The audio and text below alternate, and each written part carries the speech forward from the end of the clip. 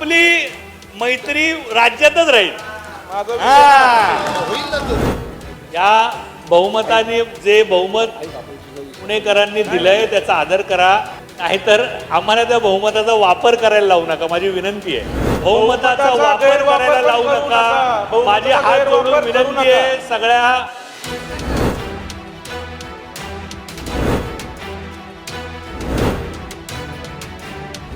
सत्ताधाऱ्यांना प्रश्न विचारला की थेट हक्काचा निधीच कापला जाणार.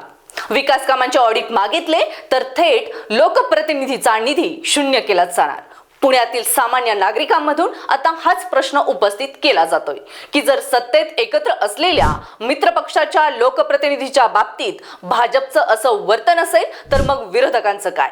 पुणे पालिकेत अजित पवारांच्या राष्ट्रवादी काँग्रेसचे नगरसेवक अमोल बालवडकर आणि सुहास टिंगरे यांच्यावर भाजपने केलेल्या या थेट कारवाईमुळे सत्तेत दोस्ती आणि पुण्यात कुस्ती अशी एक विचित्र आणि अभूतपूर्व राजकीय परिस्थिती आता पाहायला मिळत आहे. नेमका काय आहे हा संपूर्ण वाद आणि निधी शून्यावर आणण्यामागे कोणती राजकीय खेळी आहे? आणि जर आज अजितदादा असते तर असं झालं असतं का? सगळं सांगते, व्हिडिओ शेवटपर्यंत नक्की पहा. नमस्कार, मी प्रिया समीर आणि तुम्ही पाहताय स्टार महाराष्ट्र न्यूज. या वादाची ठिणगी पडली ती कोथरूड विधानसभा मतदारसंघात. भाजपचे ज्येष्ठ नेते आणि मंत्री चंद्रकांत पाटील यांच्या कोथरूड मतदारसंघातील सुमारे 38 लाख रुपयांच्या काही विकास कामामध्ये घोळ असल्याचा संशय राष्ट्रवादीचे नगरसेवक अमोल बालवडकर आणि सुहास टिंगरे यांनी घेतला. लोकप्रतिनिधी म्हणून त्यांनी या कामाचं विशेष ऑडिट करण्याची मागणी लावून धरली. मात्र आपल्या सर्वात ज्येष्ठ नेत्यावर आणि मंत्र्यांवर मित्रपक्षानेच भ्रष्टाचाराचे आरोप केल्यामुळे भाजपचे स्थानिक नेते आणि पदाधिकारी प्रचंड संतप्त झाले. ऑडिटच्या मागणीला उत्तर म्हणून भाजपने थेट बहुमताचा वरवंटा फिरवला. पुणे महापालिकेच्या मुख्य सभेत भाजपने अमोल बालवडकर यांच्या बाणेर बालेवाडी प्रभागातील विकास निधी आणि सुहास टिंगरे यांच्या प्रभागातील निधी थेट शून्य करण्याचा ठराव मांडला. राष्ट्रवादीच्या नगरसेवकांनी याला तीव्र विरोध केला. मात्र महापालिकेत स्पष्ट बहुमत असलेल्या भाजपनं 73 विरुद्ध 11 अशा प्रचंड फरकाने हा ठराव मंजूर करून घेतला. मित्रपक्षाच्याच नगरसेवकांचा निधी थेट शून्य करण्याची ही पुणे महापालिकेच्या इतिहासातील पहिलीच घटना ठरली. निधी कापल्यानंतर हा वाद शांत झाला नाही तर तो थेट वरिष्ठ नेत्यांच्या उंबरठ्यापर्यंत पोहोचला. भाजपचे सभागृह नेते गणेश बेडकर यांनी थेट उपमुख्यमंत्री सुनेत्रा पवार यांना अधिकृत पत्र पाठवलं. या पत्रात त्यांनी बालवडकर यांचं वर्तन अत्यंत अहंकारी आणि हेकेखोर असल्याचा ठपका ठेवला. बेडकर यांनी पत्रात स्पष्ट बजावलं की आमची राष्ट्रवादी सोबतची युती केवळ राज्य पातळीवर आहे. स्थानिक पातळीवर भाजप नेत्यांवर केलेले खोटे आरोप अजिबात खपून घेतले जाणार नाहीत. तर दुसरीकडे बालवडकर यांच्या समर्थनात उतरलेले निलेश निकम यांनी सत्ताधाऱ्यांना खडेबोल सुनावले.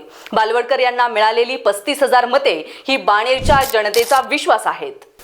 केवळ राजकीय द्वेषापोटी जनतेचा विकास निधी रोखणं हा थेट त्या 35,000 मतदारांवर अन्याय आहे अशी भावना आता स्थानिक नागरिकांमधून आणि मतदारांमधून व्यक्त होत आहे.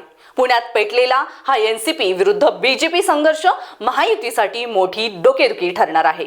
सत्तेत एकत्र राहून जर मित्रपक्षच एकमेकांचे पाय ओढणार असतील तर निवडणुकीत मतदारांसमोर महायुती म्हणून कोणत्या तोंडाने जाणार असा प्रश्न आता दोन्ही बाजूचे कार्यकर्ते आणि पुण्याचे सुजाण नागरिक विचारत आहेत.